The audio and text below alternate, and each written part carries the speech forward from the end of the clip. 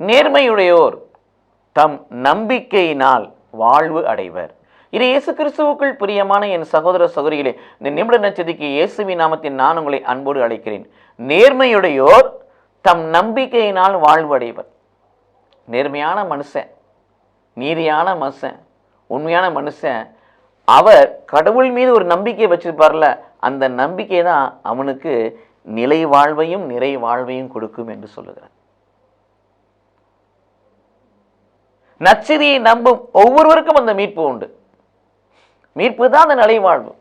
அத்தகைய ஒரு நிலை வாழ்வு, பரலோக வாழ்வு, விண்ண வாழ்வு பெற்றுக்கொள்ளும் என்று சொன்னால் அந்த உலகத்தில் இருக்கின்ற பொழுதே மீட்பை நாம் சொந்தமாக்கிக் கொள்ள வேண்டும்.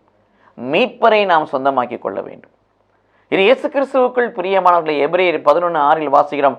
கடவுள் இருக்கிறார் என்றும் தம்மை தேடுகிற பிள்ளைகளுக்கு கைமாறு அளிக்கிறார் என்று நான் நம்ப வேண்டும் என்று சொல்லுகிறார் பவுலடியார். மட்டுமல்ல, யோவான் நற்செய்தி 3:15-16 வாசிக்கின்ற பொழுது இயேசு பெருமான் சொல்லுவார், மனுமகனில் விசுவாசம் கொள்ளும், மனுமகனில் நம்பிக்கை கொள்ளும் எவரும் முடிவில்லா வாழ்வை பெறும் பொருட்டு தன் ஒரே பேரான மகனையே இந்த உலகிற்கு அளிக்கும் அளவுக்கு கடவுள் உலகின் மீது அன்பு கூறுதான்.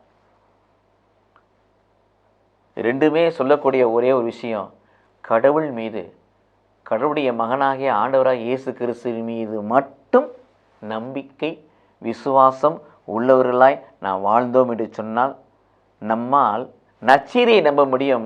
அந்த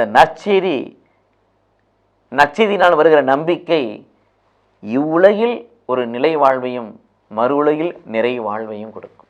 அல்லது இவ்வுலகில் ஒரு நிறை வாழ்வையும் மறு உலகில் நமக்கு நிலை வாழ்வை கொடுக்கும். கடவுள் நம்மை ஆசீர்வதிப்பாராக. ஆமென்.